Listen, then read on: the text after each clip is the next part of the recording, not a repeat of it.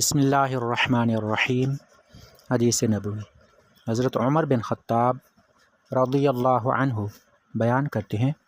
رسول اللہ صلی اللہ علیہ وسلم نے فرمایا، تم میں سے جو شخص وضو کرتا ہے اور اچھی طرح مکمل وضو کرتا ہے، پھر کہتا ہے میں گواہی دیتا ہوں کہ اللہ کے سوا کوئی معبود برحق نہیں، اور یہ کہ محمد صلی اللہ علیہ وسلم اس کے بندے اور اس کے رسول ہیں، اور ایک دوسری روایت میں ہے میں گواہی دیتا ہوں کہ اللہ کے سوا کوئی معبود برحق نہیں، وہ یکتا ہے، اس کا کوئی شریک نہیں، اور میں گواہی دیتا ہوں کہ محمد صلی اللہ علیہ وسلم اس کے بندے اور اس کے رسول ہیں، تو اس کے لیے جنت کے 8 دروازے کھول دیے جاتے ہیں، وہ جس سے چاہے داخل ہو جائے۔ ایک روایت میں یہ الفاظ بھی ہیں، اے اللہ مجھے توبہ کرنے والوں اور پاک رہنے والوں میں سے بنا دے۔ حدیث پاک میں نبی کریم صلی اللہ علیہ وسلم نے ایک عمل اور اس کی فضیلت بیان فرمائی ہے۔ نبی کریم صلی اللہ علیہ وسلم نے فرمایا کہ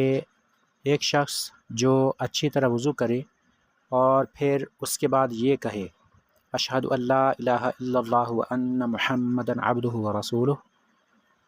یا یہ فرمایا اشہد ان لا الہ الا اللہ وحدہ لا شریک لہ واشہد ان محمدا عبدہ ورسولہ،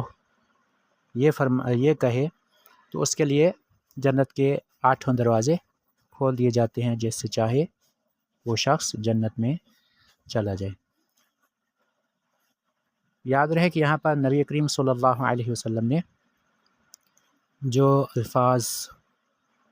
استعمال فرمائے ہیں وہ ہیں یقول، یعنی وہ یہ کہے، یعنی دل اور زبان سے وہ اللہ کی وحدانیت کی گواہی دے اور حضرت محمد صلی اللہ علیہ وسلم کی رسالت اور عبدیت کی گواہی دے۔ ہمارے ہاں کہنے کی بجائے لفظ پڑھنے استعمال ہوتا ہے، یعنی میں نے یہ پڑھا۔ کہنے اور پڑھنے میں کچھ فرق ہے، لیکن ہم یہ کہہ سکتے ہیں کہ اب پڑھنا بھی وہ کہنے کے مترادف لفظوں میں سے ہو چکا ہے۔ بہرحال نبی کریم صلی اللہ علیہ وسلم نے وضو کے بعد توحید کی گواہی اور رسالت کی گواہی دینے والے کے لیے یہ فرمایا ہے کہ اس شخص کے لیے جنت کے 8 دروازے کھول دیے جاتے ہیں۔ اور امام ترمذی نے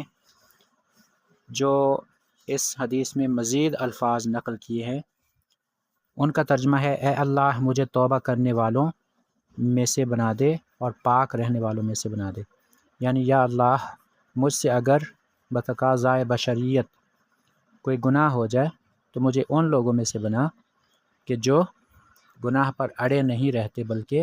گناہ سے توبہ کر لیتے ہیں، یعنی اللہ کی طرف رجوع کرتے ہیں جب ان سے گناہ ہو جاتا ہے اور گناہ پر پچھتاتے ہیں اور معافی مانگتے ہیں۔ اور پاک رہنے والوں میں سے بنا دے، اس کا مطلب یہ ہے کہ یا اللہ ظاہری پاکیزگی تو میرے اختیار میں تھی،